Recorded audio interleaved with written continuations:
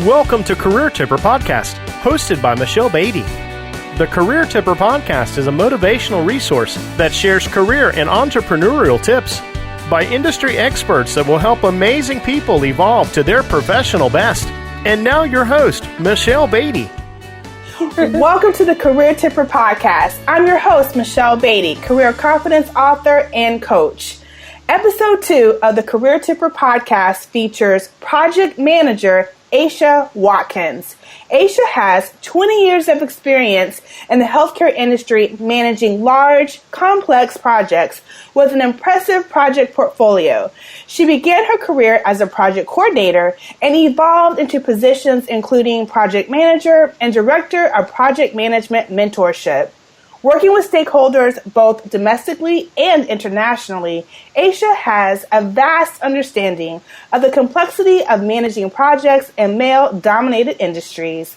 Asya is the founder of the Smart PMP, a platform that fosters an environment of supporting women's advancement in project management, offering programs that include virtual career coaching, workshops, and vital industry news from a female perspective. Asya, welcome to the Career Tipper Podcast. Hi, Michelle. How are you? I am great. I'm so happy to have you. Thanks for joining for episode 2. This is going to be great. Thank you. I'm looking forward to it. Oh, my goodness. So, Asya, tell me, what was your path to becoming a project manager coach? When I decided to be a project management coach, it was a really windy road because there were a lot of different routes, I guess, I kind of went to get on this road. So I'm a practicing project manager and a project management coach, so I wear both of those two hats. And what started the ball rolling to becoming a project management coach for me was that I was starting to work earlier in my career. I was starting to work on projects, and I started working on larger projects, and I ran into clients that only wanted certified PMPs working on their projects. So I didn't want that to become an issue. I wanted to make sure I had all options available to me, so I decided to get my PMP certification. And it was a long road, and I did a lot of studying. I did a lot of studying the wrong way, and then I ended up failing the exam the first time. And so a few years later, fast forward a little bit, I started working for a different organization. I got married, and at the time I was working for an organization that agreed to pay for the exam. So that was great. But the only thing was that I was pregnant at the time. So I came up with some really best practices that I knew needed to work for me, since now, I was a wife, I was pregnant, and I was working full time. And so I ended up using those best practices, and I passed the exam. And then a few weeks later, I had my son, who was born. And then from there, I decided I wanted to create a platform that I wish I had years ago, when I first started my journey, my career journey and project management journey. And so I really was reflecting on the pitfalls that I faced and how it could have been so much easier if I had a coach to coach me through this process, and I could have saved a lot of time and money. And so I really wish I would have had someone who had a lot of work experience and who was already a practicing project manager or in the industry, and someone who was already in corporate America, knew the ins and outs of corporate America, and then someone who, worked in a male-dominated industry, which project management is. And so that's why I ended up creating the Smart PMP, because I just felt like it was an extension of myself, and I was able to help other women in their career get through different hurdles that they may face in their career. All about creating new opportunities. I love that you stepped out. You're like, I am not about to be limited. Let me make this happen. Exactly. So for those that are not familiar with the certification process, can you give an overview of what that looks like, preparing, studying, just overall? Because there's a lot of aspects to becoming certified, from the financial commitment, the time, and the test itself. Yeah, so a high level overview of it, if no one knew the process like I didn't at first, for the PMP exam is, first, you need to qualify. There's certain qualifications, whether you have a college degree or if you don't have college degree. So there's a certain amount of hours, contact hours that you have to have. There's a certain amount of education that you need to have. And that kind of just ties into your experience, your work experience. And a lot of people think they don't have enough experience hours to qualify for it. And so that's one of the things that I do in some of my coaching as well, is looking at whatever experience they have now and how they can translate that into those project management experience hours. Because really, whatever you're doing, whatever in your job, project management, spans all industries. So you can really translate that. It's just the way that you do it. So that's part of the process. There's a whole application process. Some people get intimidated by it, but you shouldn't be intimidated. I know I was intimidated by it initially, but there's education aspect of it. It's not a cheap certification to go for. So it is expensive compared to some of the other certifications. It's definitely a commitment. It's one of the higher certifications. By the time you purchase, sit for the exam and pay for that, and then just to prepare for it, depending on how you pay for it. But it's also one of the very few certifications that you get all of that money back and a lot more. And most times you get about a 25 to 30% increase, whether that's from your employer. I know some employers who automatically, as soon as someone gets their PMP, they automatically give them the bump, even in that same position. Or even if you decide to take that experience with you and go to another job or to start contracting, you definitely see a huge increase in your pay, because then you can expect more, you can demand more to be paid because you have the certification. Because clients are looking for that, companies are looking for that. So I guess that's just more of a high level, but there's definitely a commitment when it comes to studying for the exam, a commitment of just the process of turning in the application and making sure that you meet all the requirements and submitting everything. And then also that financial aspect where, you can you may or may not be able to get around. It depends. Sometimes you can get your employer to pay for it. Sometimes you have to shell it out, but either way, you always get your money. It always pays for itself. I always tell all of my clients that. So it's time well invested. It is definitely time well invested. It really is. Now, earlier you were sharing, like, based off your journey of becoming PMP certified, that's where you decided to bring the Smart PMP to fruition. Like, you're like, okay, This is something that I know people needed. So, but was there a specific moment that you knew that the Smart PMP was your purpose? Yeah, well, you know what? I just felt like, sometimes when you go through a lot of different things in your career or just life in general, and then you look back and you look at those lessons learned, and it was just that for me. And looking back a little bit on my career and just saying, and I knew I needed a little bit more guidance. I did have some people in my life at the time. I had one person who I knew was certified. I had two other people, but they weren't as supportive. But one person was very supportive, but it was also a male too. And he was very, insightful, but there was different perspectives career-wise that, I could have really appreciated having like a woman to coach me through that part of it. But it was more so of me just looking back at some of those hurdles that I faced and said, oh gosh, I could have got to this way quicker or figured out kind of what I wanted with a little bit more guidance. And so that's why I said, I want to create something that can really speak to that and help people and kind of help them bypass some of these pitfalls, So that's where the Smart PMP came about. It was just more of just a natural progression of just looking back and just really creating something that I wish I would have had years ago. I commend you for helping people shorten the gap, the learning gap, the understanding gap, the knowledge gap. It just helps people accomplish their goal, put them on path. It's a confidence booster, really. When you get that coach, you help build your confidence. I can do it. It's a reality. It's not going to take that long. And one thing I like about what you do with the Smart PMP, it lets people know that it's attainable, because they can get fearful by looking at the application and the investment financially. And it's like, okay, am I sure? And the way that you explain things to your clients, it's just you make it very easy to consume. The bites are tasty. The information is tasty, and it's like, flavorful. Give me more. So, well, thank you for that. But sometimes, you kind of take a step out there, and you may want a career change, or you just may want to progress in your career.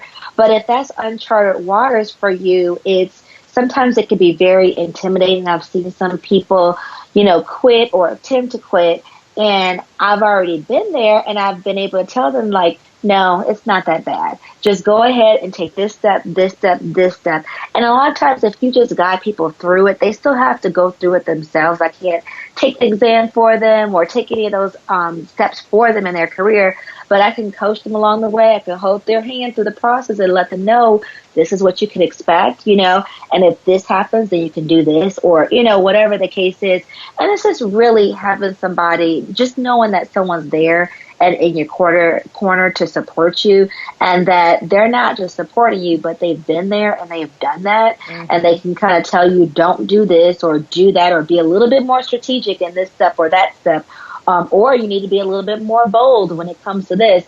It's helpful. I think everybody, no matter what point in your career, you can always, that's always an advantage, So I'm glad that I can do that for someone. Someone's done that for me before, but I've also, took a few knocks in the head too when I didn't know, and I've just made some mistakes so that I can help someone not make that mistake. So if I can do that, that's just natural for me to help and extend and just coach someone through that. So I like that process.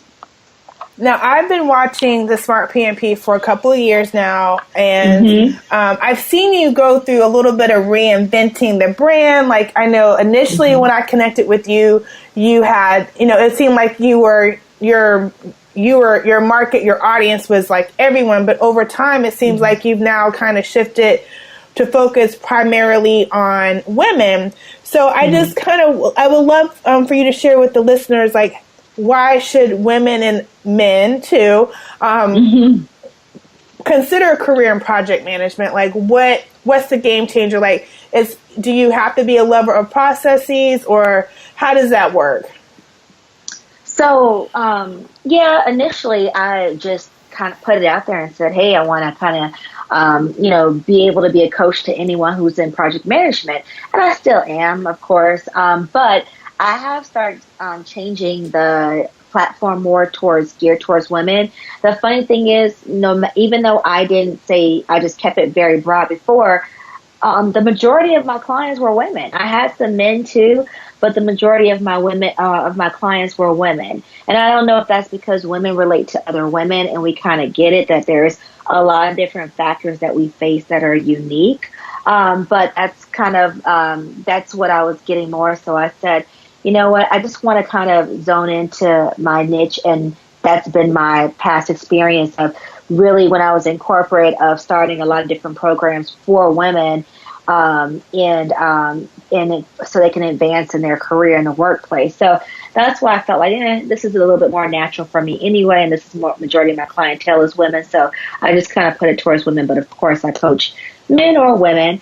But I think people should consider a career in project management, because one of the things I like about project management is that I think it's one of those careers that's even playing ground in a sense. So when I say that you can have it, like I have my MBA, I went and got my MBA, I went and did the certification, that's great. But you don't have to have an MBA, a graduate degree, to be in project management. You don't even have to have a degree to be in project management. It depends on what industry, because project management goes, spans every industry. But it really is a level playing field, because even if you decide, I want to get certified, and I want to get the a leg up, you don't even have to have a college degree for that, but you do have to have a certain amount of work experience to be in place, for any type of education that someone who may have a college degree or a master's, they don't have to have as much work experience. But I like that sense that it's really open to anyone because you can be in construction and go get your certification in PMP or be a project manager and make six figures without a college degree. So I kind of just like that when I say a level playing field. But I also really encourage people, and I find a lot of people come to me who are switching careers because they find it easier to switch careers and still be in project management. Because if you were in, healthcare, for example, I've worked in healthcare my whole career, and you want to say you want to change industries. Well, if I'm a project management in healthcare, but I want to be a project management in a different industry, project management is still project management. You still have all your subject matter experts in your teams that you still manage, and you need to get to know your products no matter what industry you're in, but you are never supposed to be the end all be all for everything. You're just kind of keeping everybody in order, and you're making sure the process is there and that you're hitting your deliverables and you're not spending more money than possible, or you're just keeping everybody on track. So I like that you can kind of switch careers and it's really open, but and then there's all different types of project managers. A lot of people think just corporate when they think project managers, but there's corporate project managers. There's project managers in construction, like I said, that make a really good income. Project managers are entrepreneurs, and project managers are freelancers. And I have plenty of friends and folks that I've even coached as well that they pick and choose their projects, and they choose to be freelancers. I have some great people that I know who are project managers, but they're entrepreneurs. They own PMP boot camps, and they're coaches as well, and they do different type of aspects of project managers, or they just do speeches, so speaking engagements. So there's a lot of different aspects. One of the other things I like, especially coaching a lot of women too, is project managers are very flexible. Just because of the nature of their projects. A lot of my projects, I've worked with projects where the folks are out of the country, and it doesn't matter because everything is virtual and everything is remote. And so there's a lot of women who do that, and that works for them. That works for me too, because I'm also a mother. And I don't have to work, remotely, but the fact that I have that option, I have that flexibility. If my kid gets sick, I can go out and run to the school and come back and not miss a beat in between, meetings with my clients, and I have that flexibility. I like that. So there's a lot of different aspects. So I think that's why, I know I encourage folks about project management, but then a lot of people come to me about project management, but they're from all different industries and they're all different walks of life, because I think everybody can find a place that works for them within the project management umbrella. Which I think is so fantastic, especially for just one demographic that you cover, people that don't have the degree. Like they come from a different thought of school, a little bit more mature, or even if you're not a quote unquote seasoned professional, but if you're new, like you just finished high school and you've been working and you're like, I don't know, but I don't want to go to college, but I want to make a good income. Like this is an option for you, that you can have a quality lifestyle. Right. You're not hand to mouth. Exactly. And then one interesting thing too that's been happening, like I would say maybe the last few years or so, that's interesting. Even people, I shouldn't say kids, but even young adults who have just graduated from college, but they have no work experience. I've had them come to me as well, because there's project management degrees now, which have not always been around, but they may have a degree in project management. They may not have a degree in project management, but they may know that, okay, this is a good industry. I'm very interested in it. And then they'll say, you know what, I still want the leg up because I don't have, a whole bunch of experience, but, I have experience I can relate to it, but I'm not out there and I don't already have like whatever, quote unquote project manager job or whatever title they're seeking. So they get that certification so they can put that on their resume, because it weighs heavier and deciphers them from someone else. So I've seen a lot of people even do that as well. So that's also an advantage. So there's a lot of different strategies there, but it's so flexible, and there's so many different options that people have. So there's really, truly a lot of different angles that people come to me with during the coaching. But I like that because it just shows there's a lot of different options, and there's a lot of different strategies that you can come up with if you do in fact want to work in project management. Okay, so tell me this, because I always encourage my clients that they want to make their, like you spoke of earlier, they want to make the transition. And I encourage them to pursue project management, especially as an entrepreneur. I think that it helps them managing their time and contracts, and also positioning them for consulting. But I want your opinion about that. Oh, it's my favorite subject. I love it because there's so many different things you can do. And for me, I truly am, like, I've always been an entrepreneur at heart. And so I always just have that mindset. And I think that's the only reason what saved me in corporate America anyway, because one thing with project management is, you're it's your ship. You're driving your ship. You have your clients. Everyone's kind of following your lead. But even and it's kind of in a corporate world, I would say, to me, it's very close to being an entrepreneur because you're kind of doing your own thing.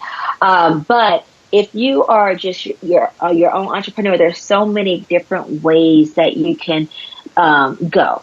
And so even if you're kind of just starting out with it and you decide, you know what, I'm a project manager, or I'm a certified project manager, and I just want to strike out there on my own.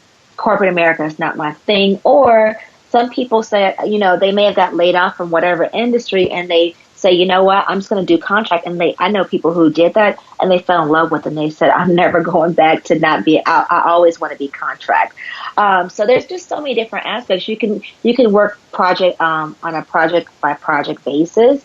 And so you can pick and choose what projects you want to work on. You can do that independently. And there's some really good strategies to be able to do that without having a whole bunch of gaps in there with no money, because that was always like my fear before. But there's always strategies you can do to kind of minimize that risk. But you can work on projects by yourself independently, because work gets out very quickly when you're good. And I know a lot of project managers who only work on contract projects. And they constantly get calls from different agencies who are just looking for folks to maybe work on something for 6 months or 12 months or 24 months, and they're declining it because they're already booked. They already have their clients, and they can't even take on any more, which is a really good problem to have. But I also know people who work for agencies too. They are independent contractor, but they work for agencies because they don't ever want to worry about looking for the next project. So there's that aspect of it too. And then I have some really great peers who decided to just do speaking engagements, which can be very lucrative as well if you don't necessarily want to practice, but you don't necessarily want to run projects. Maybe you just don't want to do that at this point in your career, because projects aren't going anywhere. You can always jump back on a project. And so they do that. And then there's other people who just run their own boot camps. Boot camps are a really good business to go through, and it's helpful for those that it does help. Everyone doesn't go that route, but there's a lot of people who do. There's a lot of companies that throw their employees into boot camps and think they're going to come out PMPs. Sometimes they do, but sometimes they don't. But if it's a really good boot camp, it really can be to their advantage. So I have people who just do that. It's their own company, and they just travel and they do boot camps. Or you could just do workshops, or you could do virtual coaching. So there's so many aspects of project management.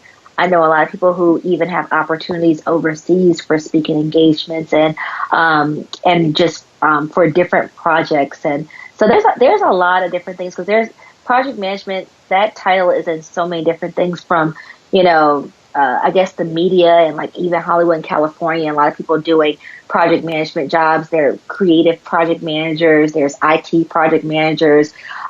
There's construction. Obviously, there's project managers for any industry. And so with that comes, where you can work under someone if that's where you're more comfortable, or you can be an entrepreneur and you can still work with clients and with corporations. So I love that aspect of project management. Well, high five. I like options. Options are everything. Yes, absolutely. Absolutely.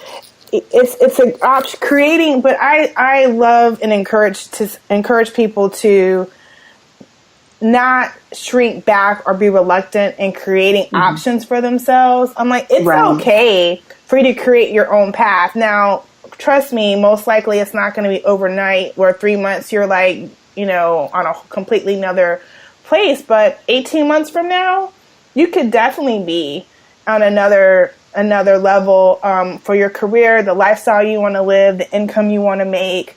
You just have to study and be open. And I just think it's great. Yeah, and I always say to, if you're going to say you're in your career and you want to, say, oh, I want to be in a project management, role, whether that's working in PMO or doing your own thing, whatever the case is. But say you're in a corporate environment, a lot of times people say they want a position, but then they don't do the work. And every company is not the same, but just because you get your certification doesn't mean that you're, if you're in a corporate setting, if your boss is going to do flips and just want to pay you more, that doesn't always happen. Some companies they value it more than others. It's a global certification, so the world values it. But if your company may not necessarily see all the value in it, sometimes you have to be very strategic in your approach. You have to give your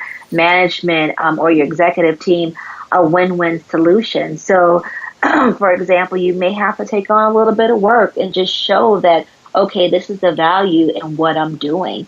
And so I always kind of encourage people when I'm coaching them to just take strategic risks. You don't have to go out there and just say, if you don't pay for this PMP, or I'm going to quit, or if you don't change my title, I'm going to quit. There's a certain way to go about it to be strategic and to make it a win-win. Most times when you make it a win-win situation, your management, it's a no-brainer for them. They want to invest in you. They want to pay for the certification. And so there's always great ways to go about it, but being strategic about it. And then once you get your PMP, you can stay there. And, if that's where you want to be, that's great. But even 5-10 years down the road, whatever you want to do, if you want to take that and be an entrepreneur, or just take that and run with it, you can do whatever you can do whatever you want. It's a global certification. It's recognized around the world. I always tell my clients, you can get your if you're young, especially, get your certification. If you like the work you're doing, great. If you want to move to Dubai, go for it. You have the certification. You can get a job even before you get over there and secure it, because you have the certification, you have the experience, and they recognize it as well, because project management is everywhere. So there's different ways to go about it, but the possibilities really are endless. There's a lot of different ways, a lot of different comfort zones you can find that work best for you. I totally agree. I genuinely love seeing people create new options for themselves for the better. Mm-hmm. Absolutely. It is so energizing. So energizing. Mm-hmm. So I know earlier you mentioned that you enjoy empowering women. So can you just share a little bit more, like, why are you committed to empowering women to succeed in project management? Yes. So, I've had a lot of people throughout my career, and it may not have been a constant, person all the time. It may have been one person here or one person there, but there have been people who have helped me along the way.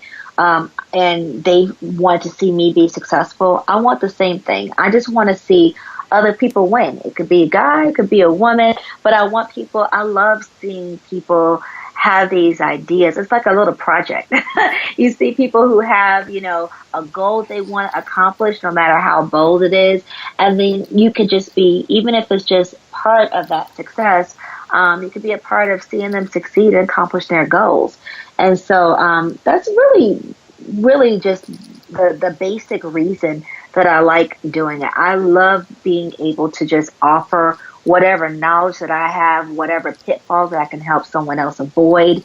I like being able to give that to someone else so they can just hit the ground and run with it and seeing them succeed. But I do expect once they do reach their goals and they do succeed, I do expect them to do that for the next person coming up that they can help as well. That's important. Thank you. Mm-hmm. Thank you for paying it forward. Yeah, we all have to do that. You know, I mean, that's what keeps everyone successful. It's enough out here for everybody to succeed. There's enough money. There's enough things going on. It's just room for everybody to be great and to succeed. So why not? Yeah, everyone. And then you get further when you do that. You do. So, you do. Yeah. Not only do you win, not only does your client win, but you win too. So exactly, everyone wins. Yeah. Okay, exactly. So with the winning perspective, what's the best advice you've received personally and professionally that has transformed your life? Let's see. I don't think it's any. I don't know. I've had a lot of nuggets along the way, and then when you're going through your career, there's different phases of your career. So I don't know if it's any particular piece of advice that I've been given, but one thing that I've come to realize over the years from my career of just the ups and the downs is that I just have to run my own race. And so that's one thing that I encourage everyone, because it really relates to anybody, male, female, just to run your own race. Because one of the things that I've realized over the years is that when I was starting my career, and what I thought was successful at the time is not my definition of success today. And so what I always say is don't worry about someone who may have accomplished this or maybe received this promotion or that. That's because that's for them. That may not be for you because that's not the path that you need to be on. There's something out there that may be greater for you.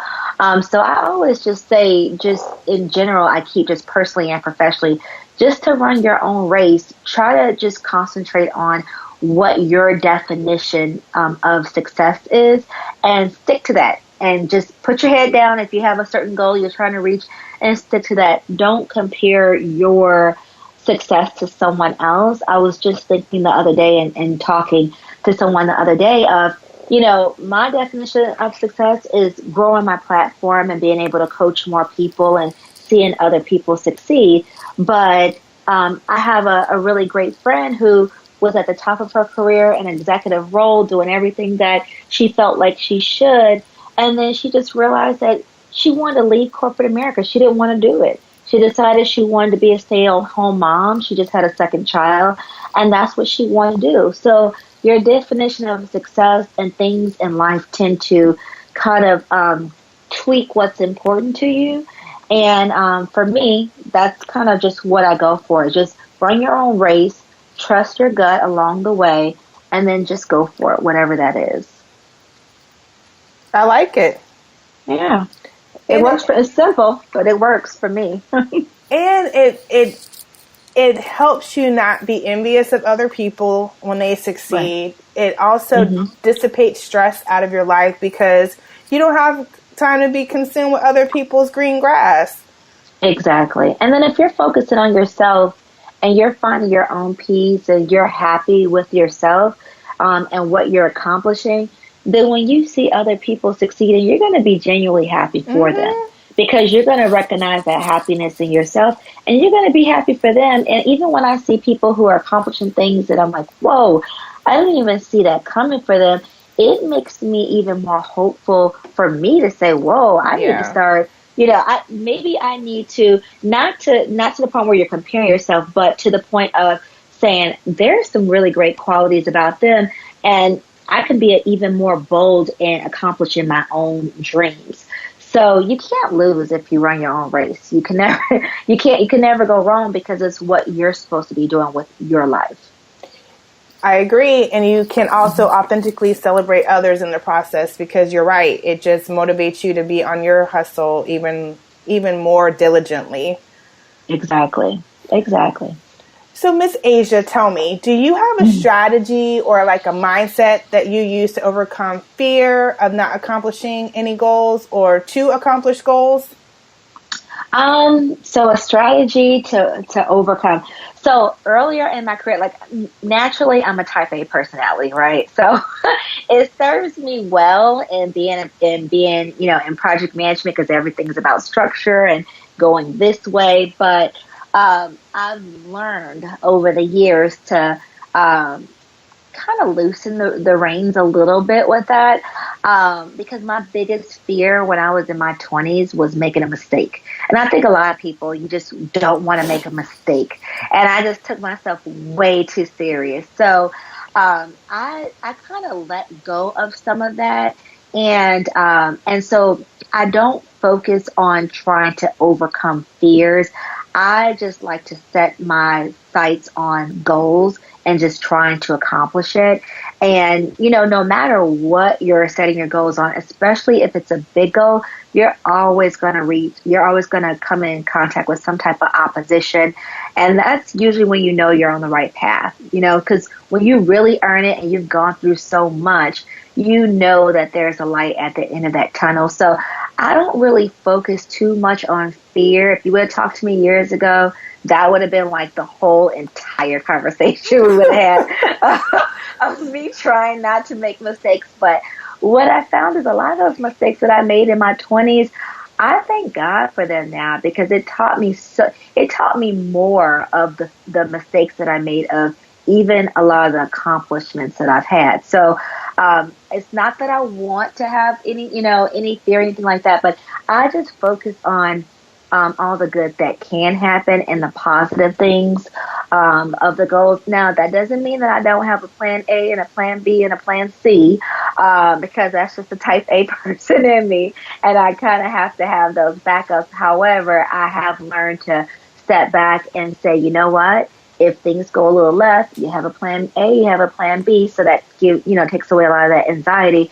But I've had to learn over the years to just roll with the punches. And it works.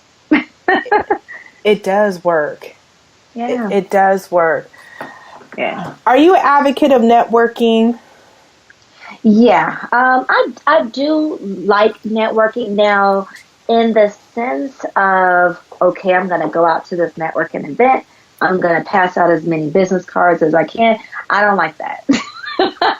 That's just not me. I'm a talker. I love meeting new people, but I like it to be more natural. Now, that's not to say that I'm not going to go to like a PMI meeting or I'm not going to go to a networking event, but I'm never going to go just with the intent on passing out business cards. So what I really like to do in networking, my definition more of networking is just honestly just get to know people. When people reach out, even how we formed our friendship, when people reach out, just really genuinely getting to know people, connecting with people. If there's anything I can do to help you, I will, and vice versa. And I think when you start just, having those relationships and you reach out to people, I've met a lot of amazing people over the years of just, being open to that and just letting it flow naturally and keeping in touch and checking on people and just, having that genuine connection. And when opportunities come up, you just naturally think of someone that's in your network to be able to say, hey, I heard about a project that's really good and it's a good pay rate and let me give you all the inside information about it and here's the contact. I think that's natural. And that has been like every major level where you feel like, oh, I really reached a different level, with this one project or a different type of clientele or whatever the case is, or even just trying something new. It's always been because I've formed those relationships and someone has pointed something out to me that I didn't even realize that was like in plain sight, but they were able to, tell me about a recommendation or about a project or about a connection or just, hey, this person, you guys would gel really well and you guys are just two cool people who I think will get along business wise. And, so a lot of my best accomplishments professionally have come out of networking that way. Okay. Now that leads me to like also find out more about continuing education, because going to continuing education events is like a great way of networking.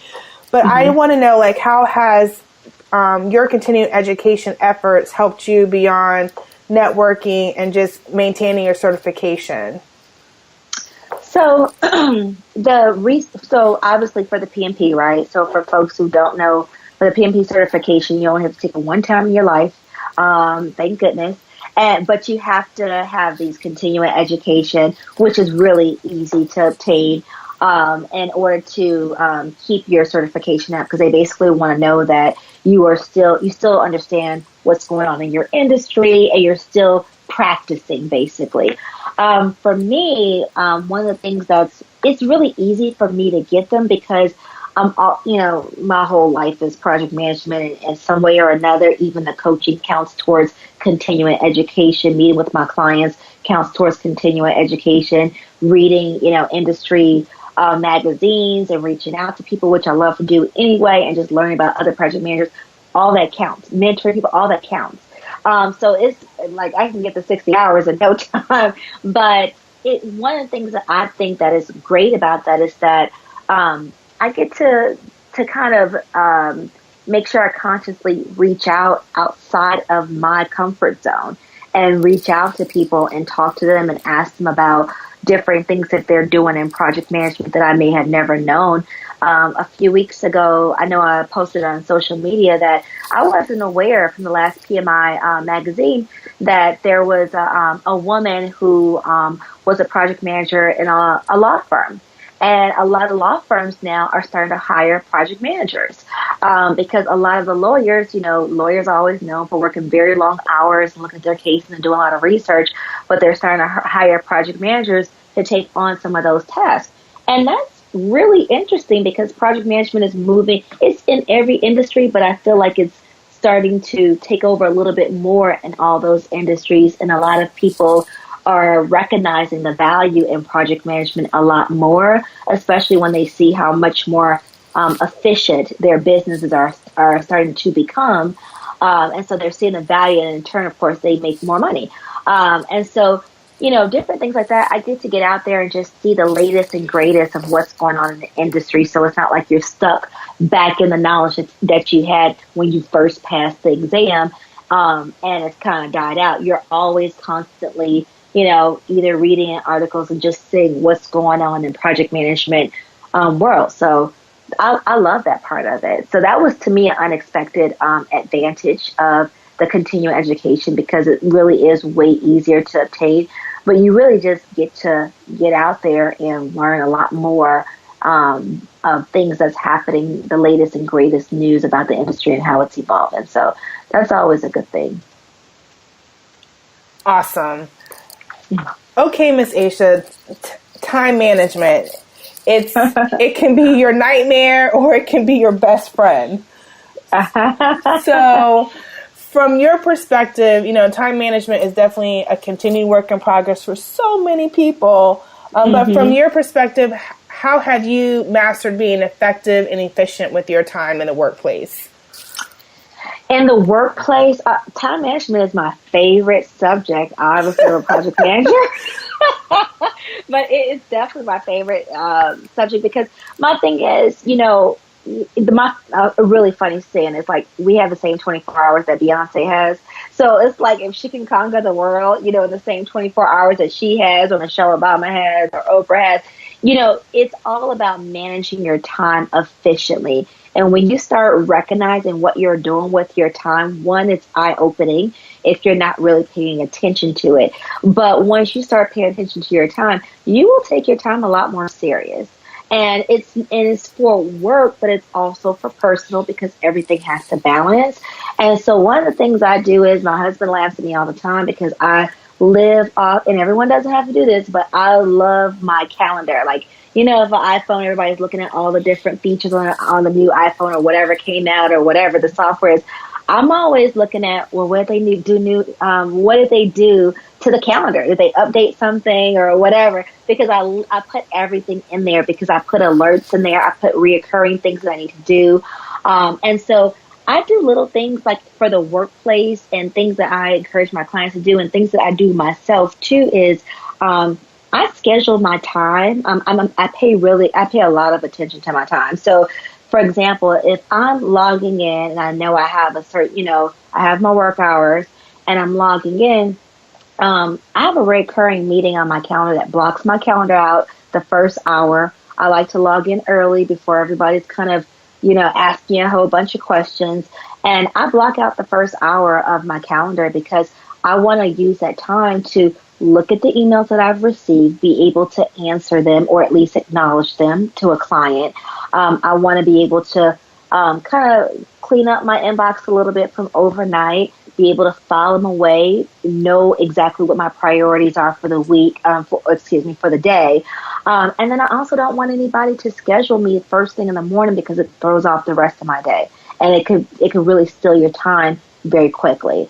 So workplace-wise, that's my number one thing that I do. Another thing that I do, which is very simple, but I block out my calendar for lunch. And it seems so simple, but when people don't do it, I've talked to so many people, and it's like 3 and 4 o'clock in the afternoon, and they haven't eaten lunch, or they've grabbed something randomly, and they're not properly nourished. I can't think when I'm not eating. And I've read emails before that I've sent out when I haven't eaten the way I was supposed to, and it doesn't make a whole bunch of sense.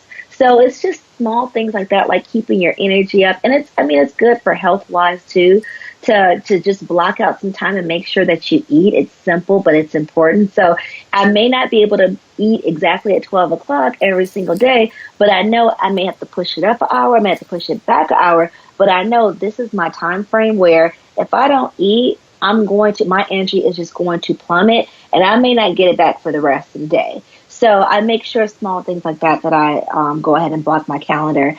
And then one other thing that I always do for the workplace to just manage my time for myself is that I block out the last hour too of my day, because I want to make sure that everything that I did in the day, I want to make sure whatever urgent questions that need to be answered or wrapped up from a client, that I've answered them, that I've made sure I've replied to them or at least acknowledged that I will get back to them.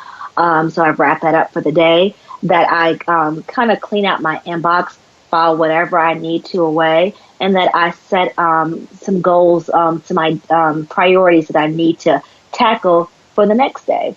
So it's just a good way for me to start my day and make sure my pace is correct, in the middle of the day that I'm eating properly, at the end of the day that I'm wrapping up that day.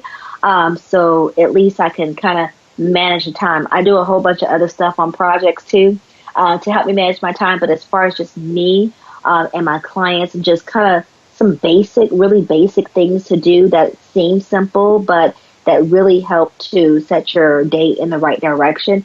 Those are some of the things I do, because your day can get away from you very easily. I totally agree. And I really agree with you on managing hangry, because there are a whole different type of chronicles. And when I'm hungry, I'm a whole nother person. I'm like, I go.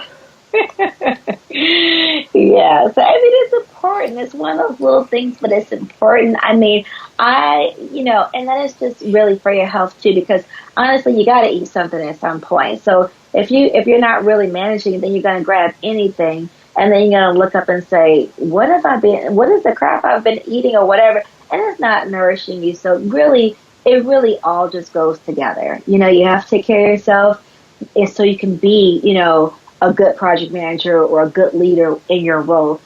Because if you haven't taken care of yourself, you can't take care of anybody else or any projects. No. So, simple, but, basic things, but important. It is. It's so important.